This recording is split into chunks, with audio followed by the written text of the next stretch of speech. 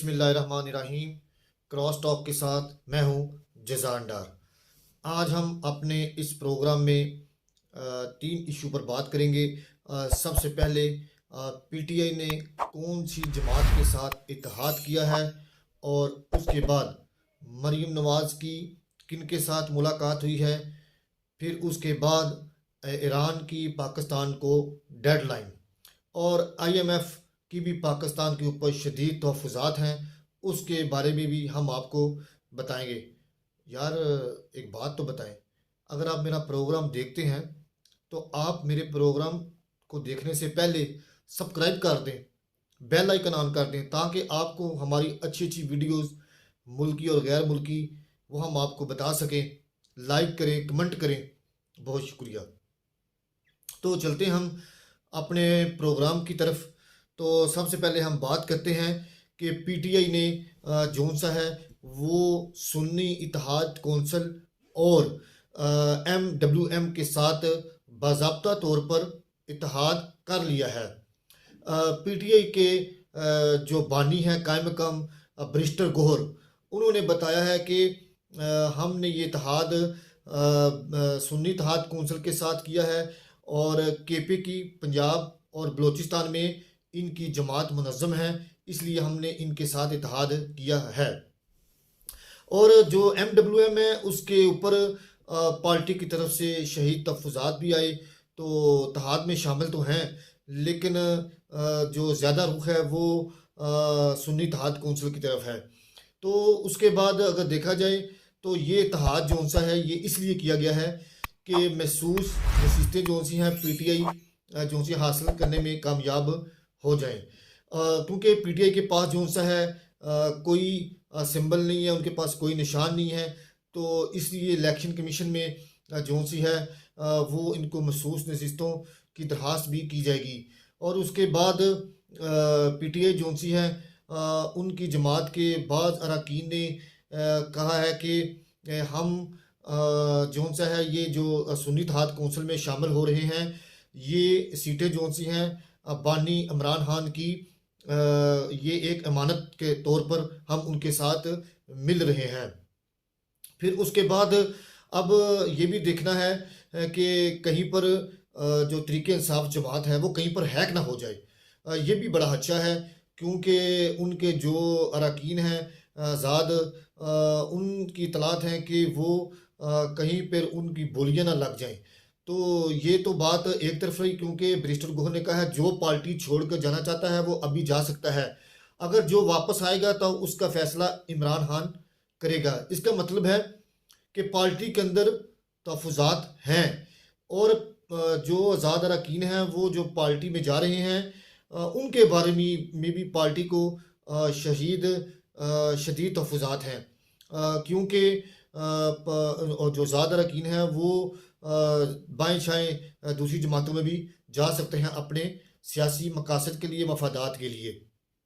ये तो बात रही एक तरफ। अब जो सा है जो एमडब्ल्यूएम के बानी हैं राजा नासिर अब्बास साहब, उन्होंने कहा है कि हम इमरान खान के साथ डट के खड़े हैं और हम उनका साथ देते रहेंगे। और जो हमद रज़ा जो से हैं सुन्नी इत्तेहाद कौंसिल के, उन्होंने कहा है कि हमारा इमरान खान के साथ ये इत्तेहाद अभी का नहीं 8 साल से है, और हम इस इत्तेहाद को दोनों जमातें कायम दायम रखना चाहती हैं, और हम ये दोनों जमातें जो सी हैं सिर्फ इमरान खान के साथ खड़े हैं और खड़े रहेंगे। ये तो बात हो गई। अब जो सा है बानी पीटीआई के जो कायम मकाम जो बानी हैं बैरिस्टर गोहर, उन्होंने कहा है कि हम असम्बली में जाकर जो हुकूमती पार्टी होगी उसको काफ़ी सख्त टफ टाइम देंगे। उन्होंने कहा कि हमारा सबसे पहले मुतालबा होगा वहाँ पर इमरान खान जो से हैं शमूद कुरैशी, परवेज़ लाई, और जो हमारी खवातीन और कारकुन जो जेलों में बंद हैं उनका रहाई का मुतालबा किया जाएगा। अगर जो सी है पीटीआई वो अपोजिशन लीडर में चली जाती है, तो अगर उनका अपोजिशन लीडर मुकर्रर कर दिया जाता है तो फिर हुकूमत के लिए भी काफ़ी टाइम काफ़ी टफ टाइम हो सकता है। तो हुकूमत जो सी है इसके बारे में मुज़ाकरात करेगी या नहीं, इसका फ़ैसला बाद में किया जाएगा। मरीम नवाज़ ने जाती उम्रा में चीफ सेक्रेटरी पंजाब और आईजी पंजाब से तीन तीन चार चार दफ़ा मुलाकातें कर ली हैं और उन्होंने सख्ती से कहा है कि जो मुल्क के साथ आइन शिकन होंगे उनके साथ सख्ती से निपटा जाएगा। और ये तो बातें होती रहीं। मरीम नवाज़ ने जौन सा है वज़ीर आला बनने से पहले वज़ीर आला का प्रोटोकॉल ले लिया है। ये भी जौन सा है एक गलत काम है और ये जौन सा है पाकिस्तानी खजाने के ऊपर बोझ भी है। और उसके बाद जौन सा है उनको जैम्बर्स गाड़ियाँ भी लाट कर दी गई हैं, उनको पूरा प्रोटोकॉल दे दिया गया है जो कि आइन के भी खिलाफ है, कानून के भी खिलाफ है। जब तक अभी तक नामजद नहीं हुई तो कैसे ये प्रोटोकॉल ले सकती हैं।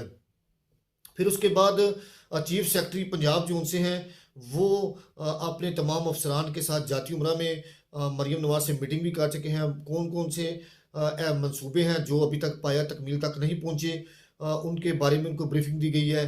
और आईजी पंजाब को जो सा है जो ट्रांसफ़र लिस्टें तैयार करने के अहकाम भी दिए गए हैं। और चीफ सेक्रेटरी पंजाब को भी उन्होंने ये कहा है कि जो अफसरान मेहनती हैं उनको दायरे में रखना चाहिए, जो करप्ट हैं उनको बाहर निकाल देना चाहिए। और उनके बारे में भी उन्होंने लिस्टें तैयार करने का कहा है। वो जो सा है इसी वीक या नेक्स्ट वीक में इसका मामला फाइनल कर लिया जाएगा। फिर उसके बाद मरीम नवाज जो सी हैं वो अभी तक जो सा है पार्टी के ज़राए के मुताबिक वज़ीर आला पंजाब तो नामजद हो गई हैं, लेकिन पार्टी की मुकम्मल जो अभी तक राय है वो मरीम नवाज़ को वज़ीर आला पंजाब बनाने में कहीं नज़र नहीं आती। ख्वाजा साद रफ़ीक जोन से हैं, उन्होंने भी शदीद तहफ़्फ़ुज़ात ज़ाहिर कर दिए हैं। और उसके बाद कई अहम जो रहनुमा हैं वो अंदर अंदर से इस चीज़ के बड़े ख़िलाफ़ हैं। फिर क्योंकि बज़ाहिर एक पार्टी के अंदर एक डिसिप्लिन पार्टी होती है, उसका फ़ैसला नहीं लिया गया, लेकिन मियाँ नवाज शरीफ कायद हैं उनके। उसके बाद घर के अंदर ही सारी खेती घर के अंदर ही है, तो बाहर से किस के फ़ैसला लेना है। पाकिस्तान मुस्लिम नून के अंदर इतने पुराने लोग हैं, आप यकीन माने कि उनकी बारी नहीं आ सकी वज़ीर आला पंजाब बनने की। तो ये सारी वजारतें घर के अंदर ही बांटी जा रही हैं। ये देखें वो क्या कहते हैं मरूसी सियासत जो सी है वो अभी तक ख़त्म होने का नाम नहीं ले रही। तो ये एक गलत इमेज है और इससे पार्टी को नुकसान भी हो सकता है। इससे पार्टी को शदीद नुकसान भी हो सकता है। पार्टी कायद जो से हैं शहबाज शरीफ और उसके बाद मियाँ नवाज शरीफ और दीगर पार्टी जो सीनियर रहनुमा हैं उनको इस फैसले पर नज़रसानी करनी होगी। जी तो चलते हैं अब ईरान की तरफ। पाकिस्तान और ईरान की कुर्बतें बढ़ने लगी हैं। वो कैसे? ईरान और पाकिस्तान ने गैस पाइपलाइन मंसूबा जो सा है उसको 2 महल्लावार में काम तेज़ करने का अंदिया दे दिया है। अब देखना ये है, ईरान ने पाकिस्तान को 7 डेडलाइन भी दी है, 180 दिन और सितंबर 2024 तक इसकी तोसीह की है। उन्होंने कहा है कि ये जो पाइपलाइन है 2 महल्लावार में इसका काम किया जाएगा। सबसे पहले ग्वादर में 80 किलोमीटर का ये मंसूबा जो सा है वो तैयार किया जाएगा। फिर इसके बाद ग्वादर से ईरान तक जो दूसरा महल्ला है, ग्वादर से ईरानी सरहद तक ये 81 किलोमीटर की जो सड़क जो गैस पाइपलाइन का मंसूबा है उसको पाया तकमील तक पहुंचाया जाएगा। लेकिन अब यहाँ पर एक खतरा भी नज़र आ रहा है। वो खतरा क्या है? अमेरिका अगर इस गैस पाइपलाइन के मंसूबे पर कोई ऐसे अहकामात जारी करता है कि इस मंसूबे को तर्क कर दिया जाए, तो पाकिस्तान के पास कोई ऐसी ठोस वजूहात होनी चाहिए जो ईरान को बता सके कि हम इस गैस पाइप मंसूबे को पाया तकमील तक नहीं पहुंचा सकते, क्योंकि